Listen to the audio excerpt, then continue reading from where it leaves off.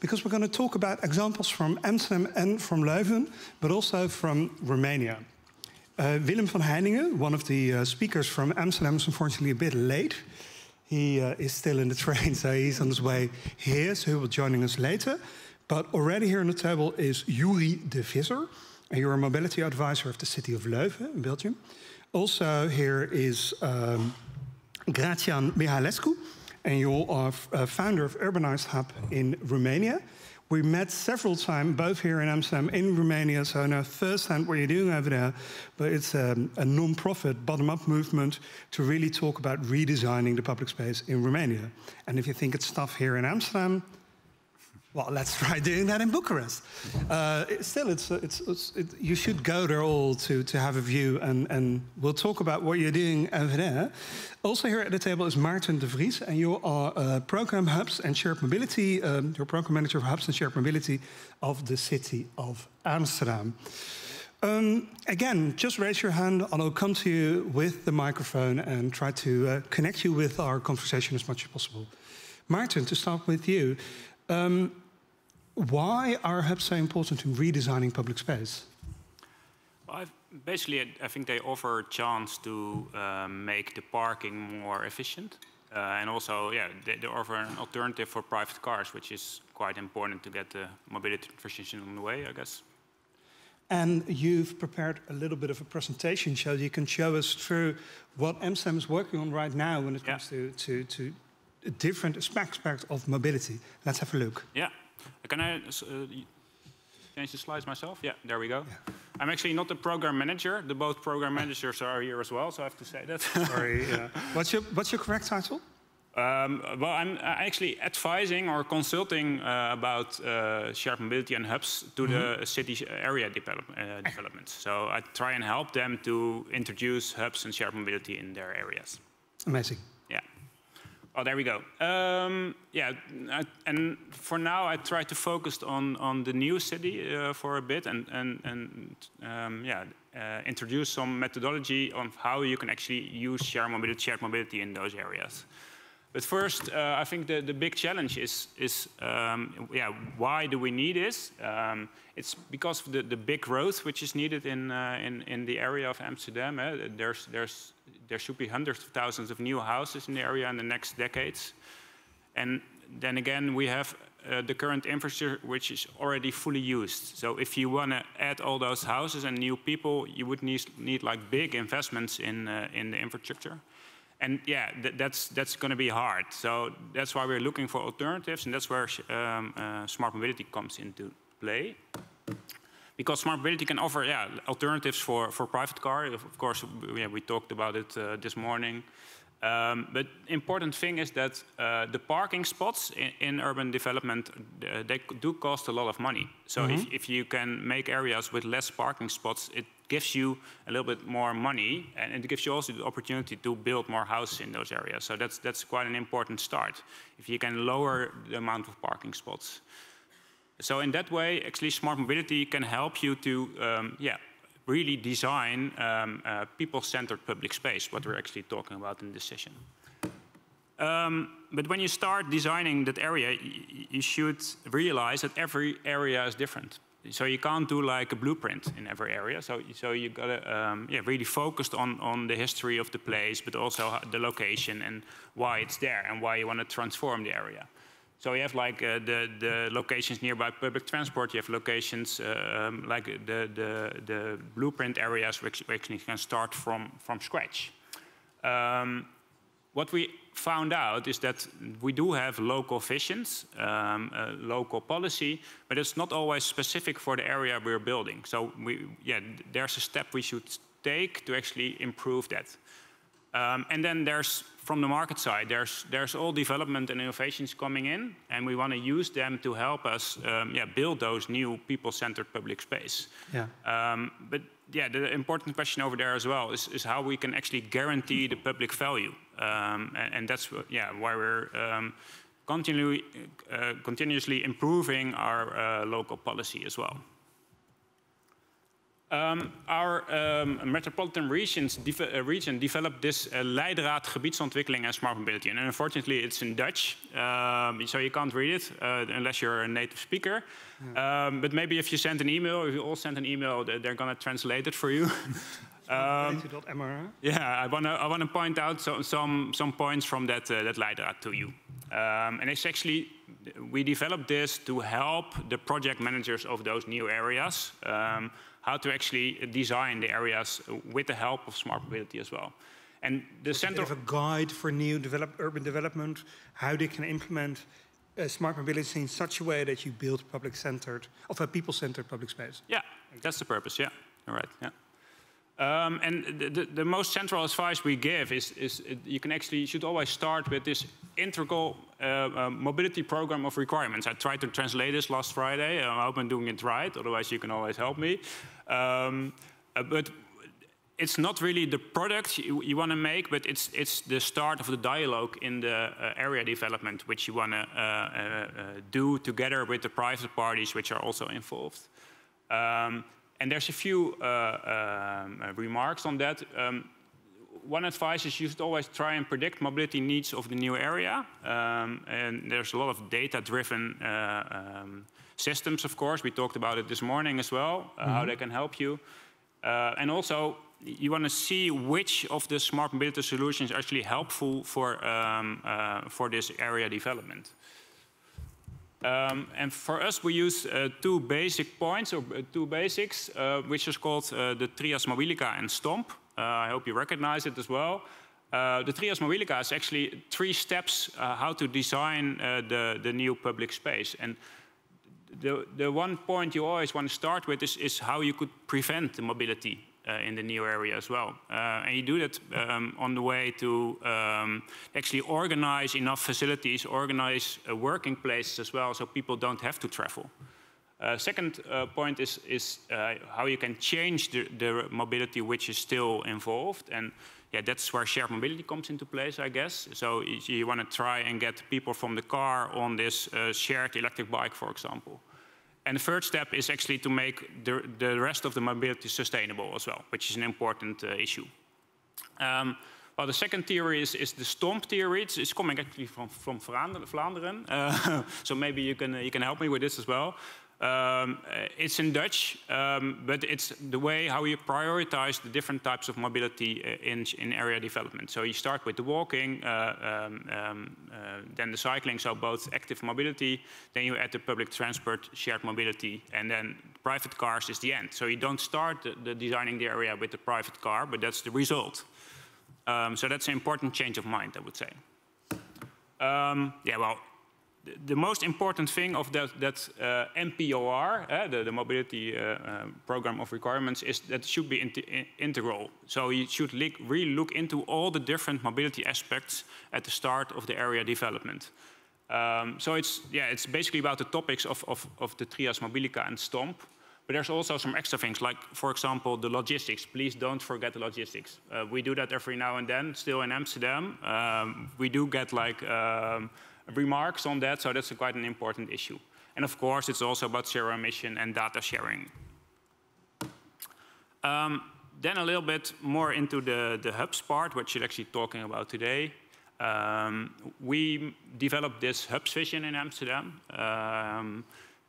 It's basically about the different kind of mobility hubs we see, which you can use. It's also the start of our 3-year program. That's why we're actually here, and we try and get the hubs from experiment to mainstream. And of course, there's still a lot to learn. That's why, you could, when you're a Dutch reader, you can read it in Dutch. It's really focused on learning and actually make prototypes of all the different kind of hubs we see. Well, these are those different kind of hubs. We do identify the private hub, which is built in a private space for inhabitants or employees of a company. We have the neighborhood hubs, which is actually the closest to the eHUBS we're discussing today. So it should be a hub in public space where there's a variety of shared mobility. Then the bigger version of that is the district hub, which is usually a built hub with a bigger offer of shared mobility, but also different parking options, charging, logistics. It can host quite a few different functions. And then there's a city hub, which is basically the bigger train stations. And then when you also identify the regional hub, which is quite important in the system to get the visitors from the region or the rest of the country, or maybe even the rest of the world, prevent them to drive their private cars into the city. Yeah. So those are the 5 different kind of hubs. Well, we've been talking about this a lot today, so I'm going to skip this part. This is our experiment, which is actually central today. Which has been presented in another session. Which has been presented just before the lunch break, I guess. Yeah. But as an example, as what we're working on to try and get those hubs from experiment to mainstream is these designing principles. So you really want to make them look right, because otherwise you organize your own opposition as well. So that's why we use our designers in the city to actually help us how to introduce those hubs on a bigger scale. And there's also this national initiative in Holland to actually use a central trademark for the hubs. So that's the green mark with the word hub saying. That's also quite important. For example, if you live in the eastern part of Holland, you have the same feeling when you see a hub as when you're living in Amsterdam. Yeah.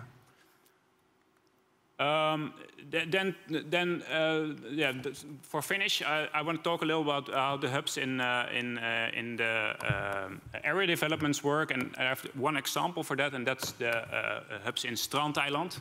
When you translate this, it's called Beach Island, which is actually a new area of Amsterdam. We won on the water as well. So that is an archipelago newly built just east of here, of I think 6 islands, and Strand Island will be the last main residential area on a new built island. Yeah, fair enough. And it's quite a big development as well. So there's 8,000 houses coming, and also quite a bit of facilities as well. So it's a really big project for us, and the project has like really high ambitions on sustainability, and shared mobility is just one part of that, of course.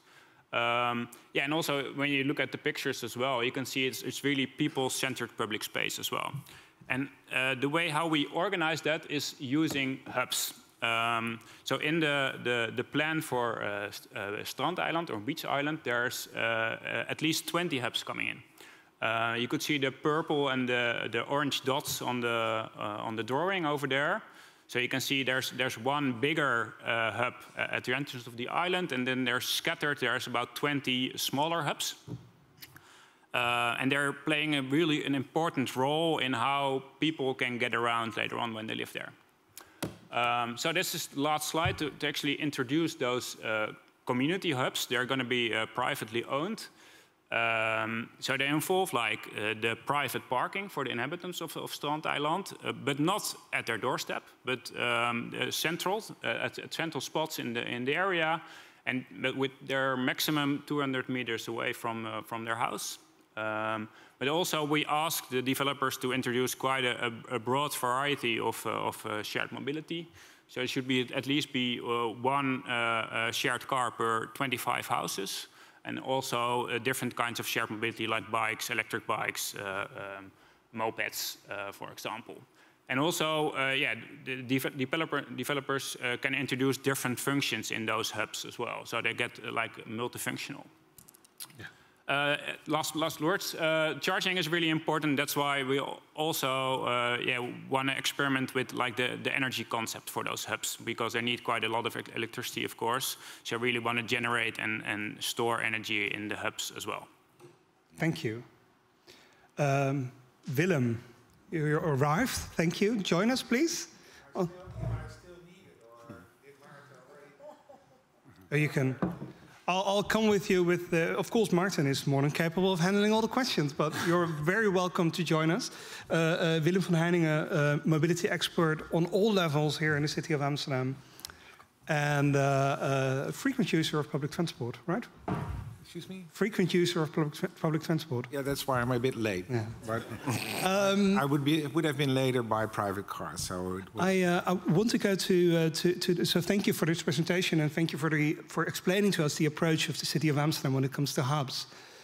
But I want to go to the more basic question: how do you design people-public center space, of a people-centered public space? Difficult sentence.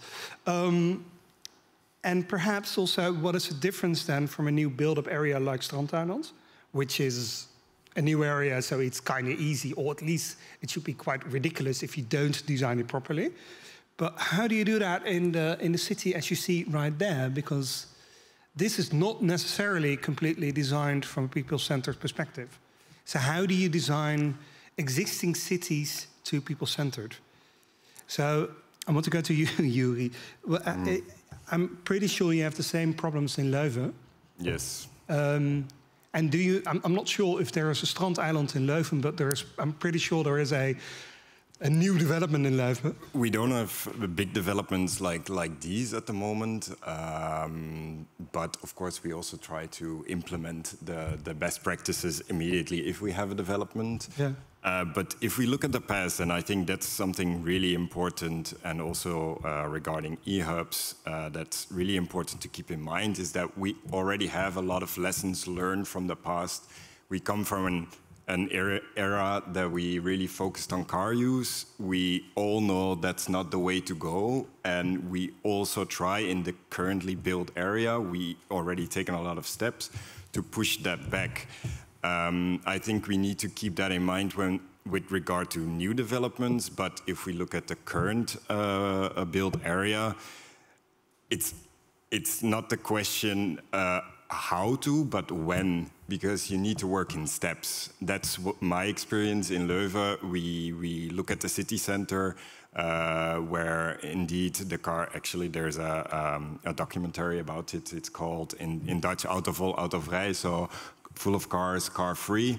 And we really made that step, but we didn't do it at once. It were small steps, and even though we always want to go quickly, I think that's the main question: how do we go about it that people embrace this change? And that's what we're working on in the eHUBS as well. It's a means to start the shift towards people-centered design. Willem, there are many ways of talking about people-centered public space. You can say it's very people-centered that everyone has a parking spot in front of their house. You can say it's very people-centered if there is enough room for children to play. How do you decide what is people-centered?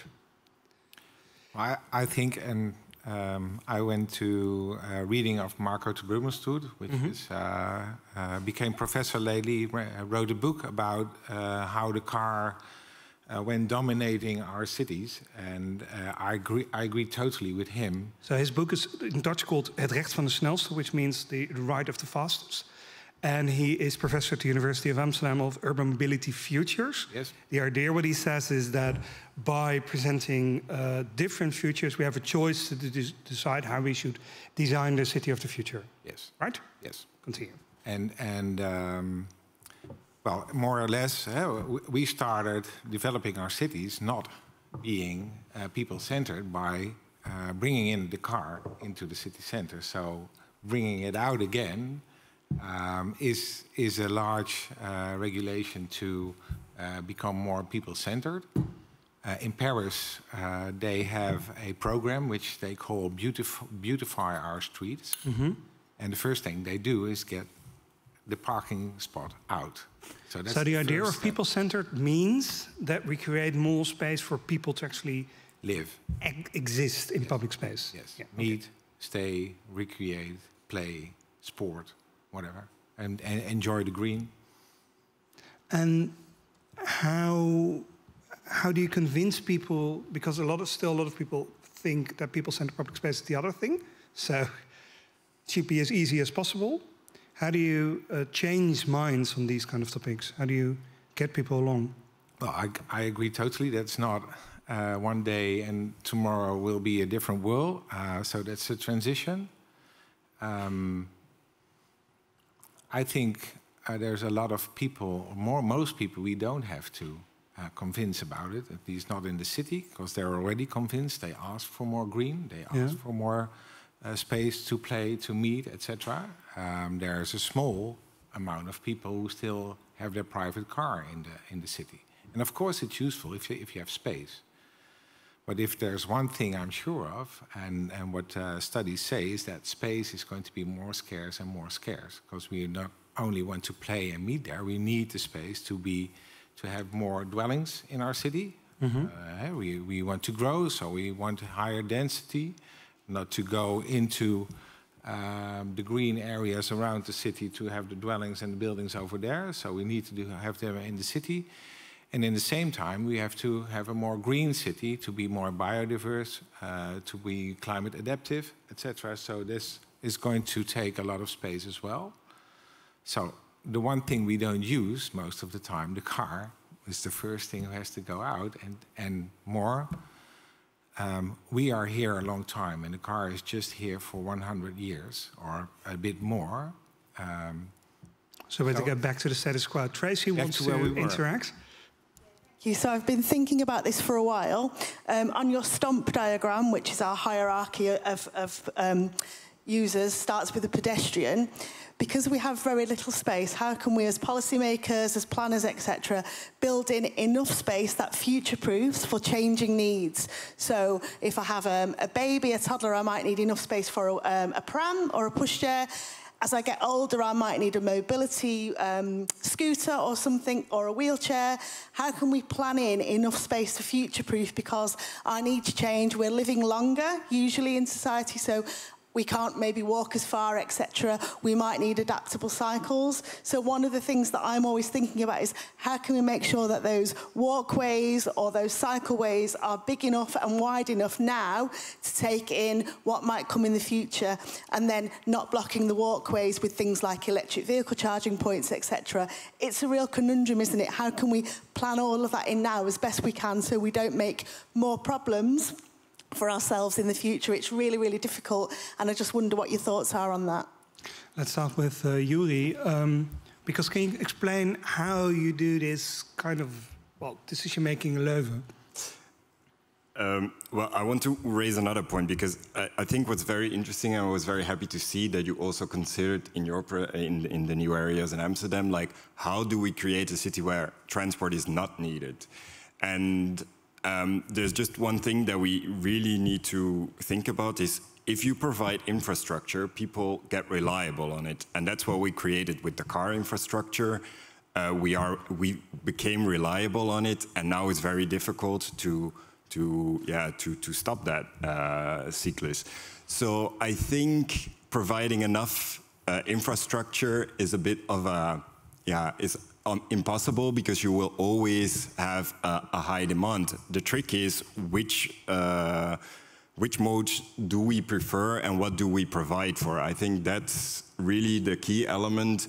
With the eHUBS, we can slowly gain back some space in the currently built area, but as you are doing in the new developments, you're doing it right, you're providing for what you want, and that's what you will get. I think that's really the key that we need to keep in mind, but the difficulty is in the built areas, people have patterns. How do you change the patterns? So it is, as Tracy said, you have to plan for the longer term, so you make sure that the system works for the longer term. A city as Amsterdam, as you can see in this picture, has been designed for transport of goods via water. That's why there are canals on there, but not so much for heavy trucks on the canals. So you have to make sure that there are new things happening, make sure that your infrastructure is capable of handling that. And yeah, is that correct? Yes, but once again, you need to make the choices in the built area. It's very difficult. Sometimes you come in an area where you want to redesign, and there is no perfect way. In many cases, there is no perfect way. But yeah, you should gain for what you like. There's one thing, a mistake that we made in Leuven until recently is if there was a wide street, let's say 50 meters, we would design the street for the unusual vehicle. Let's say there's a truck once a day, we would design it for 2 trucks that could pass each other by. We stopped that because we don't want to provide for that 1 truck a day. We want to provide for the people who are walking and cycling there most often of the time. So that's the level playing field we're working on in the build area, yes. Jan, I just introduced you with the project you're doing in Romania. You try to connect people with public space. Do you have the same kind of discussion as we had here on the table? Of course. Yeah. I mean, it's nothing different. It's the same. I mean, you must bring on discussion table also public administration. You must bring the citizens and involve them in the quality of public space. What we are doing now in Romania, we try to get from the citizens as much as many inputs in order to do the quality public space. The problem is that from time to time they don't feel that they need a public space, because if you are living all your life on a street which is driven by so many cars, you don't understand that the public space with green trees and with the cycling path, it's more healthier than the place that you are living all the time.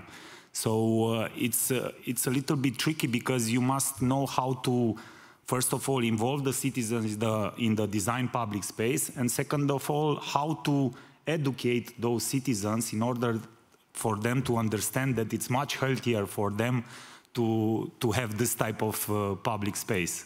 So here is our struggle, and yeah, it's a mix of taking the ownership of from the public administration perspective, because yeah, we know that public administration, it's a political decision. They have political decisions, and they are staying in charge in Romania from 4 to 4 years.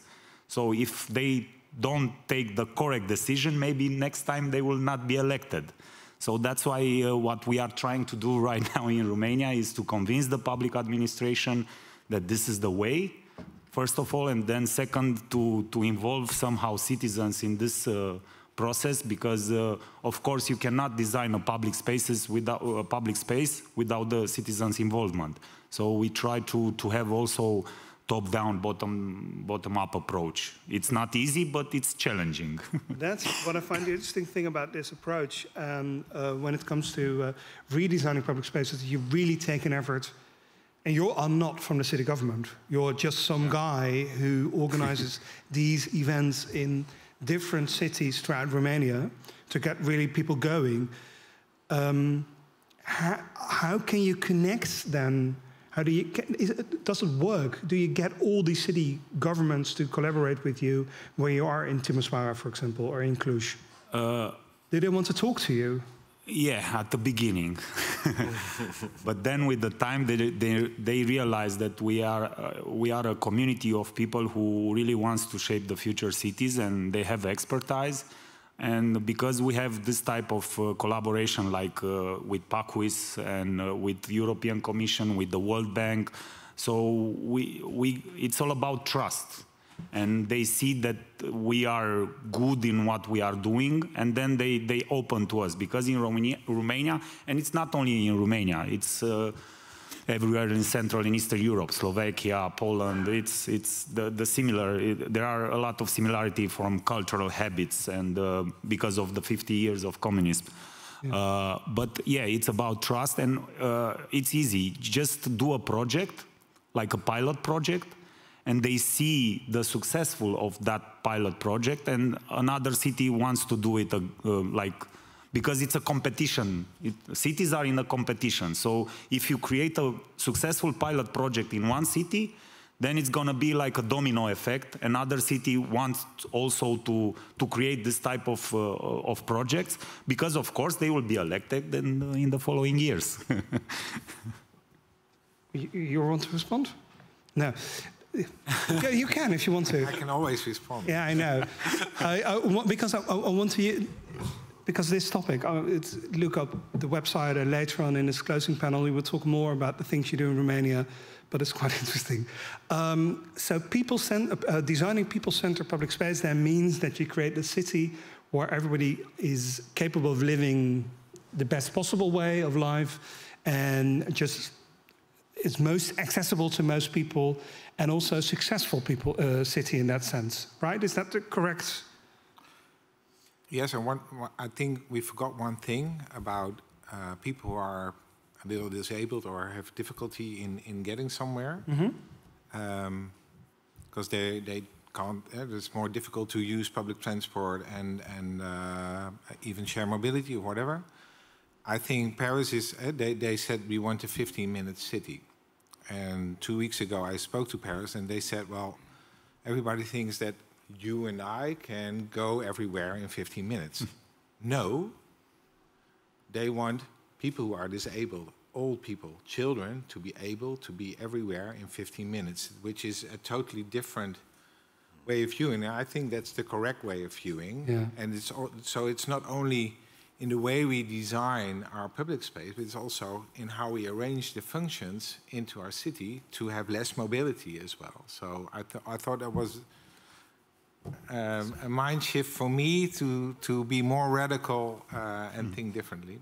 To make sure, a while back I was at a session and I had to be polite, so I wasn't allowed to ask further. But there was a guy talking about the Netherlands as a 15-minute country because you can get at all the most important places within 15 minutes by car. So I like this way of explaining the 15-minute concept, but much better than the other way. So it is about redesigning cities and redesigning public space in such a way that it's accessible to everyone and it works for everyone, and the city itself as a whole is successful. If you look at this picture, how would it work in a city like this or a location like this? Because again, Strandeiland I can understand, but how can you redesign public space in existing cities in such a way? Yeah, I'm actually curious to the experience of Amsterdam because what I notice in Leuven, as I said, in the city center, there's also debate about if cars should park there or not, if inhabitants should be able to park there or not. But if we go to the suburbs of the city, then we really only convince people if we really thoroughly explain them what are the challenges, because it's not the challenges that are living within the people who are living there. It's the bigger challenges. It's climate change. It's adaptation to the water problems, stuff like that. And then you are able to convince people. But that really, I think that's part of how to convince people. Really explain what does it mean to have another type of street, no parking in front of your house, etc. So I'm curious to Amsterdam, like what's the experience here? Willem first, I'm not sure. Yeah. Yeah, I spoke to Paris, spoke to Barcelona 2 weeks ago also. They are building the superblocks, and Barcelona is like just Roman city blocks, and the super blocks are 9 blocks altogether, and then within that space, the public space, they get rid of most of the cars, traffic going by and through, etc. They started in that way to make it the 9 blocks together in an area, and then they got resistance from the people because some people said we are not accessible anymore. Other people said, well, we are on the border of those areas, so we get all the traffic here, and we don't want that. So they got a lot of resistance, while the meaning of it and the result was okay. So, and they said, well, it's very nice to live here. So they changed their strategy to build long streets and to make one street green, and not for 1 block, no, for 12 blocks altogether. So they did 1 street. So they started in a different way, different approach, talking with people. Okay, which street? Because everybody said, we want our street to be greener, and we want our street to have less traffic, but also we want to start it. Why didn't you start here, and why do you start there, or different ways? So this way, everybody gets a bit. So I thought, well, that was a nice approach. And in Paris, they say, we're going to beautify your street. And they really do. So they do neighborhood by department. They have a program for that in a different way, in a different narrative. So I think that's very important to have this in the approach of changing our city. Yeah, and also like to make it a little bit more practical, like on spots like this, and the last picture as well, in the pipe, the this area. Is actually in the island on the other side, well, over there. Yeah, the places in the city where it's really busy, they do attract quite a lot of shared mobility as well. In Amsterdam, we do have different concepts of free-floating shared mobility, for example, and we do have complaints about them parking on the sideways and blocking people's roads. So I think hubs can actually be introduced as well as an opportunity to organize the parking on the spots where you want them. And then they can actually be helpful to be like people-centered public, to have people-centered public space on the rest of the area. So it's a different approach than the bottom-up approach of the eHUBS in Amsterdam we used. It's more like a top-down approach, you would say, but I think they can live together. We should use them together in the future of our city. So hubs as a parking option for shared mobility. I just want to add an example from Romania, which is in the last 10-15 years, they do a street delivery. Like it's a concept made by the NGO, and they go to a street and they change that street with public cultural arts, and they design the street in another way how it is normal. And the only problem of this project is that in the last 15-20 years it exists in so many cities, is 1 week of street delivery, but unfortunately those streets remain full of cars. So I mean, from time to time it's better to skip it from the pilot project to okay, let's do it, let's do how to implement that to become like every day, you know? Yeah. Elisabeth, you are a colleague of Zeger, who was here earlier, and Elise, both also council members here in Amsterdam. How do you talk about these kind of topics in the city council? Is this is a broad consensus on designing people-centered public space, or is this a hard-fought issue? I think we still have a long way to go. I think things are changing. Maybe to your last point, I was thinking of an example recently in the Frans Halsbuurt in the Pipe, where there's a new model which can be used in other areas as well. What can a car-free, or at least less cars, public space look like? And even just those images made me really happy. But I think, using our imagination to see, like, okay, this is actually what you can use this public space for if you have less parking spots, or even no parking spots at all. And just the green or like the other meeting spots in the public space was really good for our imagination, feeling like, okay, this is actually possible, and look at all that space that you regain. I think recently I saw that like 13 or 14% of Amsterdam is a parking spot in our public space. And 13 I think or 14% of the whole? 11. 11? Okay, I think 11? It was a study from Groningen. But anyway, it's somewhere in that range. And I don't know, I saw that recently. I was like, oh, can you just imagine what we could do with all that space, right? Like to repurpose it, redesign it for a more people-oriented public space. And I think what I find interesting about debates in the council is sometimes a difference with how people approach it in how we look at public space. And if we think about mobility and designing public space, I would say there's some people or parties, not even political parties, but just actors in this field, who are still thinking very much from accessibility and getting from A to B, in the fastest way possible kind of way. Even though our public space, I would say, is so much more than just a mode to travel on, right? This public space can be like what you were saying, like for playing, for relaxation, for a picnic bench and meeting people. So I think that sort of rethinking about our streets are not just to get from A to B, but they can have so much more purposes, many more purposes. I think that's a change that is sort of starting to happen, but needs to happen more. Thank you. Are there questions from the audience? And I'll come to you, just raise your hand. There are two already. And first of all, I would like to ask Tracy, how's the experience in Manchester? Is it comparable to Amsterdam, or is it harder to connect people? I think there are people that are already understanding these issues that are really keen. So we talked about that a little bit earlier on today, didn't we? They understand the evidence base, the science base for things like environment and climate change.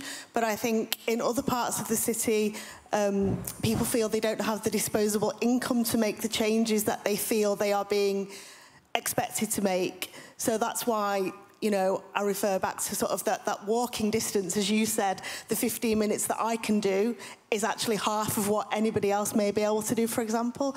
But, you know, it's making it as easy as possible and to show people that, you know, we understand that we don't all have lots of money. Cars are a status symbol, aren't they? So we kind of have designed that in the way that our cultural thinking. So for me, there's a bigger, much wider piece to do on education, starting at nursery, starting at schools, and how we use those school areas and the spaces around schools to become more of those hubs. So I could walk my child to school, but actually getting them on a bike might be to do the next thing, and we need to think about journeys in those smaller sort of chain links.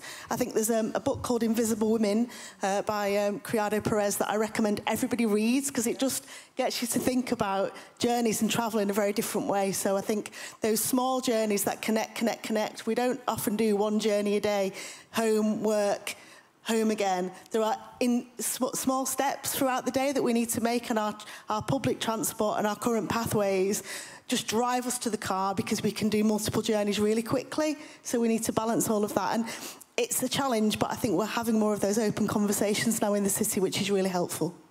Thank you. Can I respond to that quickly? We recently worked on a new mobility plan for one of the suburbs in Leuven. And we organized evenings to talk with the neighborhood. And I was a bit skeptical because I was afraid that everybody was going to cluster and say, no, we don't want this. And what we actually did is mixed the people from different streets with each other. And actually, they educated each other. So really, that's really something really strong. They hear the complaints from others, and they stop viewing it from their perspective, from their street, from their needs, and they really mix. And there was an open debate about what's actually needed, or what's the median in that story. So that's really something practical everybody can do. Really quick, Kratjan. Then I want to go to the questions. I just want to add something because 3 weeks ago, my colleague Mihai went to the new European Bauhaus Festival in Brussels and presented the project there, which we developed in Romania. We took some kids from a small city and we put some sensor on their bikes, and they just went for 1 month to school and back, and at the end we had the gist on how the young pupils from that school use the city in order, without having bike lanes on. And we took that and we went to the public administration and we proposed that the future master plan of bikings to have this type of approach. So it was one of the good example projects which was made in Romania. And I think it's a user experience project. That was all. Thank you. Question here in the audience? Yes, I was wondering, two of you gave a little bit of an answer already, but how do you communicate with citizens and how do you engage them in the whole process? Because I have the impression that often there are projects being done elsewhere and then you implement it in a neighborhood and then you start engaging with the citizens instead of throughout the project. So I was wondering how you do it, and if you are happy with the way that it's going, do you have the impression that you really know what's going on in the neighborhoods where the eHUBs or other things are implemented? Perhaps Yuri, Martin? Yeah, well, I talked to you about the new city parts as well, and of course over there it's quite hard because there's no inhabitants yet. So what we try and do is try and look for similar areas in the city and talk to those people and ask them how they would want the hubs, for example. So for Strandeiland, we did it with the citizens of Eiburg for a bit. But yeah, of course, in the existing city, there should be a lot more opportunities, especially when you, that's why we tried as the city of Amsterdam, try and use the bottom-up approach. Diederik sitting over there, maybe you can, I think you know quite a bit about it. Yeah, you know each other, I know. yeah. That's why we use the approach, I guess, yeah. Yuri, are you doing that in Leuven? Yeah, I think we are trying to do that in Leuven. I don't know about the eHUBS. My colleague of the eHUBS is sitting there. Maybe she can respond a bit. But if we're talking about redevelopment of streets or urban spaces, I think one of the main or one of the best things we have is that each neighborhood has a wijk manager. How would that translate? Neighborhood manager. And they are really there from the beginning when a new project is launched, so that they can actually hear what's going on in the neighborhood. But it's a difficult debate, and sometimes we want to go quicker, and we already come with a plan, and the discussion doesn't go anymore about what could we do with the space, but actually about what's on this plan already, and so we're only shifting in this plan. And I think it's because of time management, but I think, yeah, we make a mistake there because we already really outline what we as the city would like, but not what the people would actually like. So I think there's some work on that. Did he say it correctly? Do you want to add something? Maybe just more specifically for the eHUBs. So in Leuven, we actually applied a combined approach. So we invited the citizens, I think in 2019, when we started up the planning for this council. Then we invited people where and what they wanted as mobility hubs. And there came up like about 50 ideas of places. And then we actually checked if they matched with strategic locations. And thereout, we came out with 40 eHUBs, and 5-6 of them are really bottom-up eHUBs. So I think the combined approach is actually working well. Thank you. And then here's a question. I'm sorry. Oh, yeah, thanks. Paul Schouw from TomTom. My question actually got answered. My question was kind of like, okay, there's this, but I have a new question. So Please go ahead. You have the incremental, actually, what you mentioned, like, you know, learning step by step, which I think is quite valuable. But then you also get just like, put a new eHUB there in the city, see if it works. My question was first like, okay, how do you come up with that eHUB? But this is like bottom up, which is interesting, designed together with the citizens. But now my question comes, is there actually, do citizens actually know what they want? They can tell what they want, and then it's in place. But do you have also evidence that it actually worked? Why? Because in a sense, TomTom is an interesting company. You are gathering a lot of data on how people drive through the city with private cars, but perhaps also connected with other online map services, so not just cars, so also biking and public transport and walking. So in a sense, you should be able to answer that question yourself, shouldn't you? Or I'm just getting information here. Maybe we're starting. Yeah. No, I was wondering, I don't want to be, it sounds like kind of forward to answer this, but I'm quite happy you're here, and I'm quite happy with your question. Let's look at the answer. Are there answers? Anyone who wants to respond for that from the panel? Maybe Hilke. And the question is, do citizens know what they want? Yes. How do people know what they want?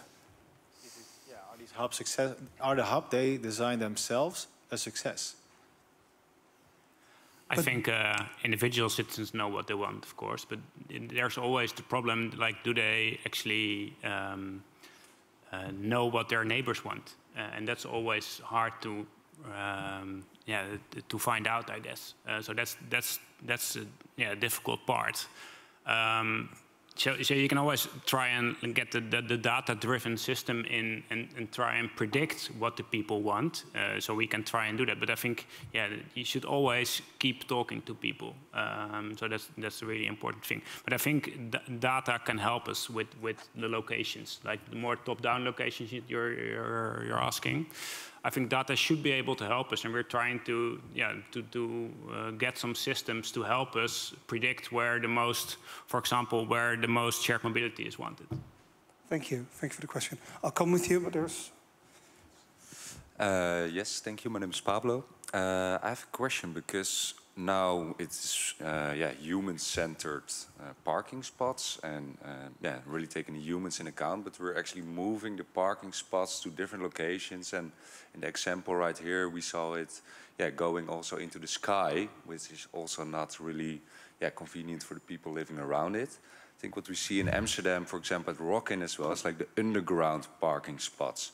And then the question would be, to what extent are there limitations in really moving all the parking spots underground in the cities, and yeah, having the upper ground being the area for movement, and then in a really disruptive vision, what we've seen with Elon Musk building the tunnels where the transportation also of cars go underground. Is that something that is being taken into account by the cities as well? We should almost ask that to the council persons. But one question, why did you ask, because we're talking about public space in general, why is it important to focus specifically on parking spaces for you? Because, well, what we heard, 11% of the area in the cities is parking spots in Amsterdam. So if we can get rid of that area, we have more place to live. Elizabeth, yeah, do you have an answer from a political? This sounds like a political question. That's why I. It is a political question, because I think one way to think about it is, yeah, if we remove a parking spot above ground, we add one underground. Which I think, with example in the pipe, a new parking garage was built, which then was more the other way around. So the parking garage was going to be built, and we said, well, then at least you need to remove the equal amount of parking spots above ground, so we can actually see the effect in the public space. I'm a bit more critical maybe of having this as a solution everywhere, because even a parking garage underground still attracts traffic, of course. I think our Bijenkorf file is a good example of that, where we talk about the parking garage on the Rokin or near the Dam Square, and it still drives cars into our city center. And if we want to get rid of that, for all sorts of reasons, including air quality and just livability, you still attract the cars in our public space. So even the parking spots can be underground, but that doesn't reduce the amount of cars in this case, in the center. Wait. Then people can listen to you. But maybe in like a really long-term vision, could you also move the traffic coming in underground? What we see now with the north-south line, it's the metro line here in Amsterdam. Would there also be a vision where, also cars and the traffic coming there would go underground? And then, of course, it's not going to be possible in 5 to 10 years, but maybe we can already start building it for the next generations. I'm now imagining this like tunnel network under the city. I'm not sure if that's what you're saying, but yes, I mean, that's basically how you could see it. It's really expensive. Also, underground parking is really, really expensive. So I would say that the vision is more to have like these P&R hubs on the edge of the city, and of course our city is expanding, so the edge is also moving, which is always tricky. But to have underground or other sorts of parking there, and then have hubs in whatever form to then change to other modes of transport to go into the city. Thank you. We have room for one more question. Quick response from the rest of the panel, if you want to. Can I say something? Yeah. Go ahead. Because we don't look at this only from a city perspective. We had some plans about large parking garages beneath canals here in the city. But we also want to be climate neutral in 2015. We also want to be a circular economy by 2050. We don't have natural resources to give everybody a clean car. That's not the direction we have to go as cities to have healthy people and a sustainable city. So please not go that way. I think we have to organize a completely different session later about this topic, and I'm pretty sure here in Pakhuis we will do that. There are very interesting figures from Metabolic about the cost of switching every car in the Netherlands to electric mobility. And I'm not sure if the figures are correct in my head. I should look that up. I've quoted it before. But it's 400% of the total amount, worldwide available amount of heavy metals, of rare earth metals, not heavy metals, that is the Dutch translation, to be able to switch that. So just for the Netherlands. So it's completely infeasible. And if it is infeasible, again, then it would mean very expensive. But I'm pretty sure it would be an interesting topic to talk about at length at a later moment. The last question is for you. Yeah, so when I think about how to increase the usage of hubs or shared mobility, I always think about what people say when they want to increase the share of cycling. They say you don't need a cycling plan. Actually, more important is to have a car plan to increase cycling. And I think similarly with this hubs or this sharing, that actually to increase the sharing, you need to decrease the use of or the availability or the friendliness of owning and driving a private car. And if you reduce this or make it more expensive, then the sharing comes by itself. Thank you. I think it's... Do you want to respond? But it sounds like a statement. Yeah, but one you agree with. But it completely makes sense. Yeah. Thank you. I think we, as I just said, we have been working on a mobility plan for one of the areas now, and what we're really aiming at is a demodel shift, and we can only get the model shift if we are able to balance the motorized traffic. So yeah, we've been cutting in the network, and yeah, unfortunately for the car drivers nowadays, they will get a little bit more in a traffic jam, but that's the only way how we can steer our network, how we can push people to other modes, and we do it slowly because of course, we don't want too much resistance, so it's a bit of a slow process, but by doing this, we also provide a space for cyclists, for other modes, to actually be comfortable to be used. Yeah. Thank you so much. My most favorite sort of discussion is discussion that wants to continue, so there are many more topics to continue talking about later, so I'm pretty sure we will. And I promise you here in Pakhuis we will for sure, and I'm pretty sure that the City of Amsterdam will also organize many other events on this topic as well. Yeah, we're at the end of this session. I'm not sure if we have tackled fully what it means to build people-centered public space, but at least we know it means that we should build space in such a way that everybody is welcome, but also it's affordable. And especially the last one is something I want to end with you, Willem. If you look at the affordability of transport, and in Dutch, and I'm not sure what the correct English translation is, but vervoersarmoede. So traffic poverty, thank you. So poverty in accessibility to traffic. With this whole move, to me, the tricky thing seems that it's almost impossible to not get at a space where people can't afford to go to their work if we don't do it smart enough. Do you see that? Well, I'm starting to see it differently. Not everybody can do what others can do. Some people can fly all over the world. Mm-hmm. Well, I think we have to stop that. So I think it's not a problem of transport poverty. I think we need the 15-minute city to get your needs. But I think we are exploiting our planet in traveling too much. So I think there's more like an addict on transportation and on mobility, which we should stop, instead of thinking that traffic poverty is the problem.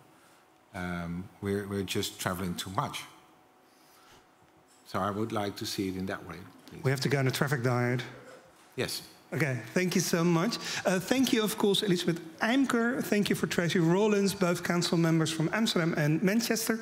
Thank you from Maarten de Vries and Willem van Heiningen from the City of Amsterdam, and Juri de Visser from the City of Leuven, and of course, Gracian Milescu from Urbanized Hub in Romania. A big round of applause, please. And thank you for joining us today.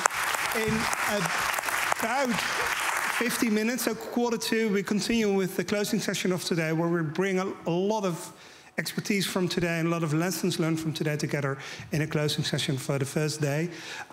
See you in 10 to 15 minutes. Bye.